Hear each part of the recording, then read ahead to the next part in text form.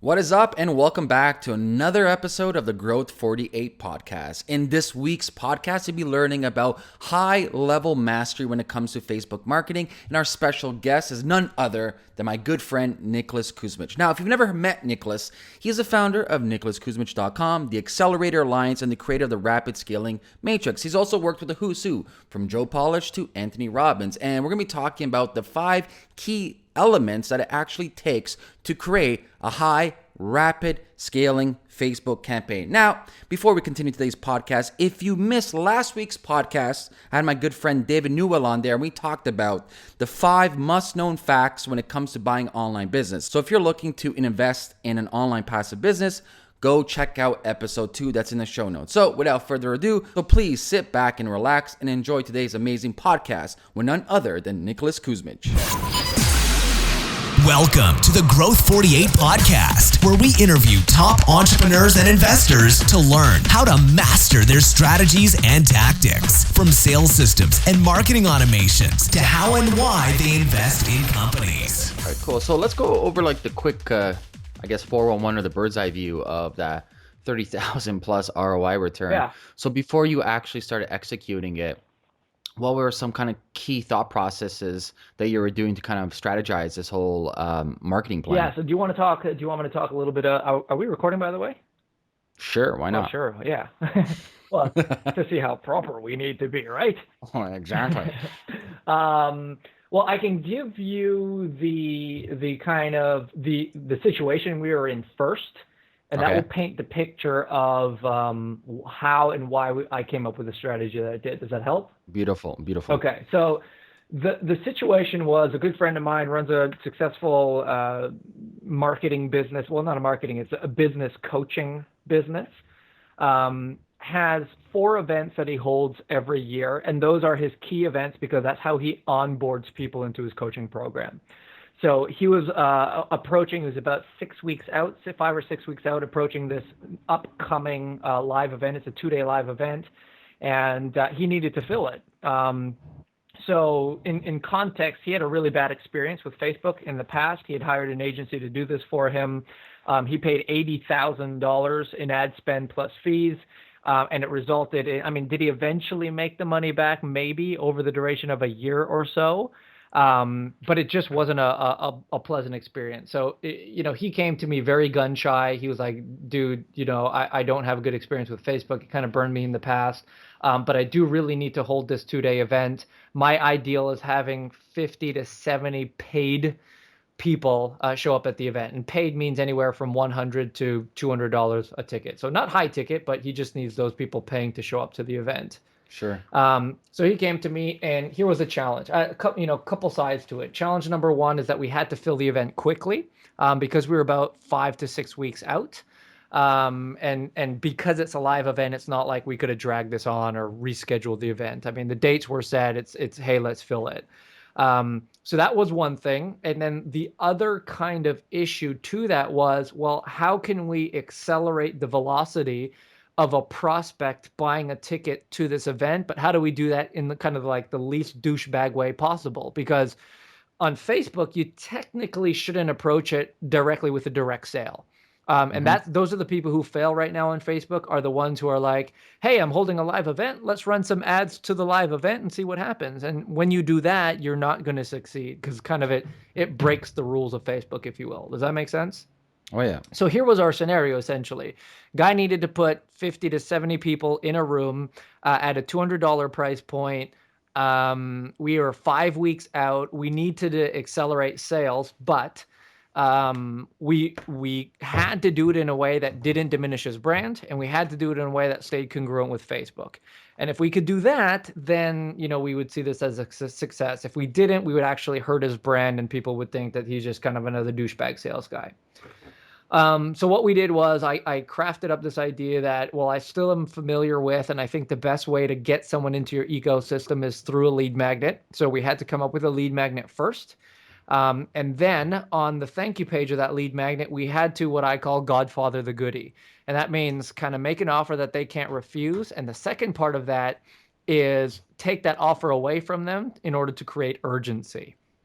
So But how do we do that in such a way that ensures that we're not kind of being too salesy about it? So long story short is the first part we had to do was pinpoint this prospect. We had to know who his ideal customer and client was, how are we going to find them, and how do we go after the lowest hanging fruit? So we had a few things going for us. Number one, he had an emailing list. Now, his open rate when he sent an email wasn't all that high, but we knew that he had a decent sized mailing list. So the first thing we did is we uploaded that mailing list as a custom audience. And from that custom audience, we were able to kind of direct some messages to them. The second thing we kind of knew is that this event was happening in California. So if we're going after lowest hanging fruit, let's not try to go nationwide. California is a mecca of seminar attendees. So to be able to go after California specific would eliminate this need of people having to worry about flights and hotel rooms and all that other stuff. We'll just go after people who are most likely to buy the ticket and to show up. Make sense so far? Oh, yeah. So from there, the next step, once we kind of identified who we were going after as a target audience, the second was, well, what can we give to them in their target market that is kind of the highest value? But not only highest value, we were interested in having this kind of magnet allow him stand out from his marketplace. So not only did we want it unique from everything else in the marketplace, we needed it to be unique to him. So this was kind of a process or some kind of a goodie or some kind of a strategy that only he did to make him kind of elevate his position of credibility and authority in the marketplace. So we went through I have a 6-stage magnet building process, and we basically took him through that process, developed a killer magnet, and now put that magnet specifically in front of those people that we identified as the lowest hanging fruit, which included cold audiences and his warm email list through a custom audience. Any lookalikes from that custom? So how we did the cold audiences is we created a local lookalike specific to the area, and then we layered that up on top of a cold audience to make it kind of a little more specific. Then obviously we took him through my 7-stage ad writing process, which we didn't take him through it. I just basically followed it. Very specific to the market, and I think it's kind of a key factor of the whole thing. But we put together a 7-stage ad writing process. We filled out the template. We got in front of the right people. And then here's kind of where the money started to happen. Number one, we took advantage of the thank you page. And so a lot of people, when they offer a lead magnet, they offer that lead magnet, and then on the thank you page are like, congratulations, here's your lead magnet. Instead, we utilized that piece of web real estate to make an offer. Now, we did it through a very specific way, and I have a process that I call instant influence, and it's a video script that covers 9 fundamental things that you need to cover in this kind of a quick sale approach. But I gave him the script. I said, hey, this is the outline for the script. I need you to fill this in that's specific to your business. He filled it in. He recorded the video. And then we put that on the thank you page. And essentially it's, hey, thanks for, being interested in this magnet. I'm assuming if you're interested in this, I have something that I want to let you know about. And it follows a very specific process. But at the end of the video, it's essentially an offer to attend this event. Now, where the spin comes in is, one, it was a discounted offer. So typical to a one-time OTO, the typical price was $200, and he said, hey, you know what? Let me give it to you for $100. So that was one element. And the second element that kind of created the movement a little bit faster, because I believe there's only really 2 reasons why someone doesn't buy, and it's one, because they don't understand or they don't think it's right for them, or B, they feel like they have time to make that decision. So we wanted to eliminate both, first with a great video that talked about why it was right for them and give them a nice kind of discount. And 2, we said this offer is only available for the next 24 hours. And there was a timer on that page, essentially, that counted down from 24 hours. Now, the beauty of it is we were using a software that allowed that timer to be specific to anytime anybody hit that page. So it wasn't a one-time timer for everybody who hit that page. It was a timer that basically initiated anytime anybody hit that page. So it was a different timer for everybody that counted down from 24 hours. So they saw this offer, the offer was made, and a percentage of the people, in this case, 18 people, took him up as an offer. And basically for a $97 ticket item offer, we were getting those at about $70 a pop. So he made a little bit of money, kind of broke even. But that wasn't the end of the story. So the follow-up to that was they would get 3 emails. one right away, one with 12 hours left, and one with 6 hours left. And in the email, it basically said, hey, here's your content. It gave some more content. It said, oh, by the way, don't forget your offer expires in 12 hours or 6 hours or whatever it was. And the beauty of it is we could actually integrate the live timer that was specific to them into the email. So now if they're seeing like 6 hours left, they're actually seeing the timer count down from 6, counting down. And then if they clicked over to the web page, they see the identical, exactly synced timer on that web page. So like no BS, no shenanigans. It was an actual legitimate countdown. Yeah, it's real scarcity. Yeah. And here's where kind of the genius happened. At the same time, I created a retargeting audience for 24 hours. So anytime someone hit that thank you page, there was a retargeting pixel placed on that page that only lasted for 24 hours. And so we created an ad within that 24-hour time slot that only showed to people who are in that 24-hour window, basically saying, hey, don't forget, your offer is about to expire. And it had, some elements in the ad essentially that helped push the sale. And from that specific ad, we pushed 48 sales. So 48 plus 18 was 66. And those sales came in at $1.95 per sale. So paying $1.95 to get a $97 sale. Yeah, we put 66 people in the room total, which happened about 4 weeks after this campaign. This campaign ran for about 16 days or so. When the campaign ended, there was about a week lull, and then the event happened. And then at the event, he did his thing, 2-day high value, high offer. And then just make it a simple invitation. This is what we do. If you'd like more of it, we'd love you to participate. Of the 66 people, 32 said yes.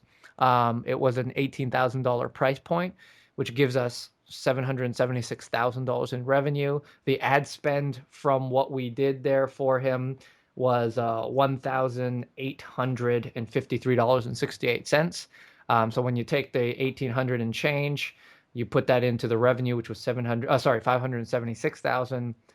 That's where you get your big lift of about a 30,000% ROI.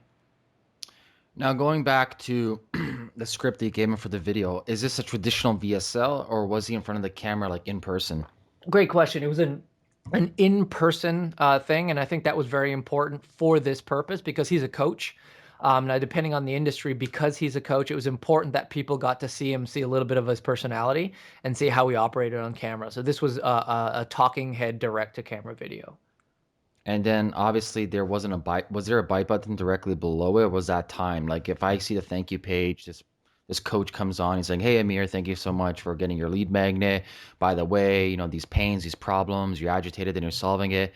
Would he direct me then to like a magic button that pops up at a certain time? Or was there an add to cart button below the video always? Yeah, no, in this case, it was right there from the beginning. Now, keep in mind, this video was only 6 minutes long, intentionally. Okay.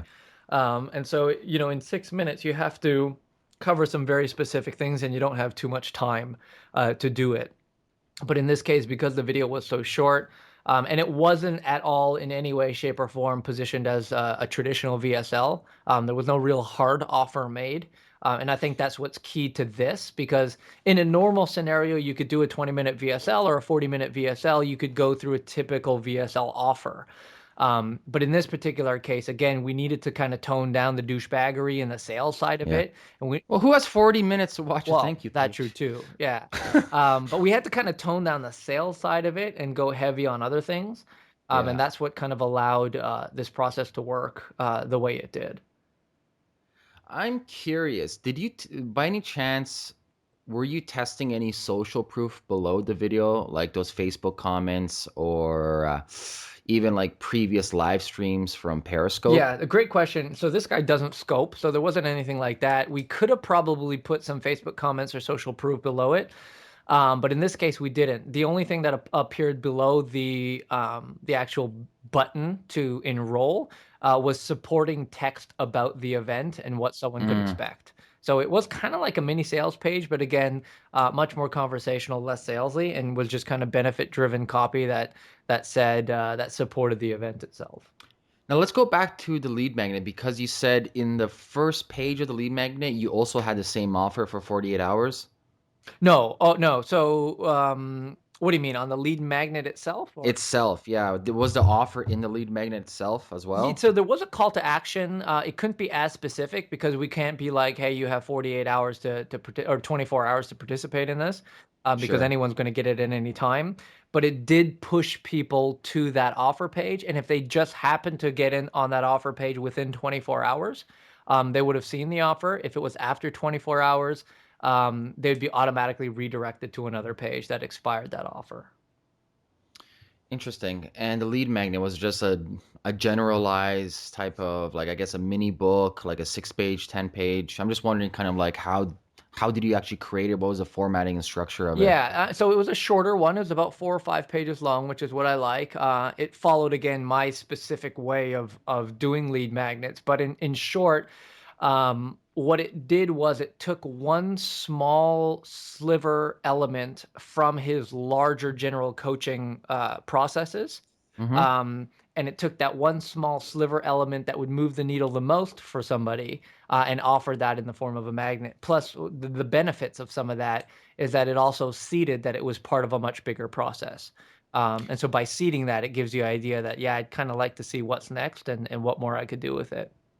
I'm always curious though of how many people actually open up the PDF on their desktop or their phone and actually go through Great it. question. And in my case is I always take it from the perspective of, um, number one, um, if someone, I take it from the perspective of, if someone does consume it, it has to be the most stellar piece of content that they're going to consume in that 4 to 7 minutes that it's going to take to consume it.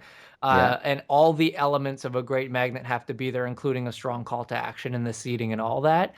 But my reality will tell me, that maybe 10% of the people will actually go through it itself. So to me, it doesn't matter whether they do or whether they don't. I just want to know that if they do, it's going to give them the value that I need it to. It's going to be highly consumable and pre-frame me the best I can. But if it doesn't, I have other mechanisms in place to get the message in front of them. Awesome. Well, Nick, I just want to thank you so much. These have, been really, really amazing tips and, straight from the horse's mouth. You breathe, you live this every single day. I call you the Facebook wizard. I like that. I like that better than ninja. That's better. Ninja. Yeah, ninja's I overplayed. Or think you're a so. wizard, I like that. right? You got more power than a That's ninja, right. right? And it doesn't have to be complicated because everything you just told us, if you really break it down, it's quite simple. Yeah, I Uh, think the big thing is like taking what you know and applying it, and then also tying in the various pieces together rather than treating them as individual things. Sure. And there is an overall theme over here. A, you really know who you're talking to. B, you're delivering 10x value. You're not giving one of those like really, really shitty ass lead magnets that everyone's trying to push Right. around. C, you're positioning your brand with trustworthiness, openness. You're not being gimmicky. You're not doing these like shitty ass VSLs that, honest to God, they look like from the 90s Yep. and look like this is cheese. Right. Like this is cheese. I'm not gonna buy from you. I want to buy from a human being. And truth be told, I think the standard VSLs, I don't think so they're that effective anymore. And just based on my own businesses and the clients I work with, I Mhm. think it's gonna go back to more human versions where a person's in front of the camera and that person knows how to communicate. Yeah, and Uh, and I think it has to do a lot with the business as well. But for most yes. of our businesses, we're the person behind it, and people work with us. Or if you're a coach or a consultant, they want to know who they're working with, and hiding behind a PowerPoint deck with a few words in front of it may not do it anymore. Sure. Even product, like for example, we've constructed VSLs, which it's almost like a movie trailer where we're selling emotions, we're Hmm. selling the future, we're selling a Right, lifestyle, right. right? So we're not, there's actually almost no words in it. Maybe at the most you have 25 Mm, words, but it's a powerful trailer pre-framing you and showing you of that lifestyle you can live if you follow these right, principles. right. I like that. Yeah, yeah. So I'm really happy you brought that up with the whole VSL and him being on camera and him humanizing the brand of his company. Right, right. So Nick, if people want to find out more information about Facebook marketing, what you do, and if they can work with you and how you can help them out, what is the best place to reach you? Yeah, great question. I mean, I typically send people to my website, and you can, nicholaskusmich.com. There's tons of, information there. There's a blog and a few other great things. But if you kind of want to dig a little deeper, I've just literally just a couple days ago released what I call the Behind Closed Doors workshop. And the reason why I call it that is because most of my highest level stuff I've never taught to public. Usually someone who runs a high level mastermind or something like that, people paying anywhere from 25 to 100K to be a part of, these guys will have their masterminds, invite me to come and do some high level training and teaching to their people. And that's kind of why it's always been behind closed doors. But what I've done is I've taken kind of the overall principles of these 1 day and 2 day workshops that I've held, and I've condensed it down to the most impactful 40 minutes, and I've turned that into what I call the Behind Closed Doors training.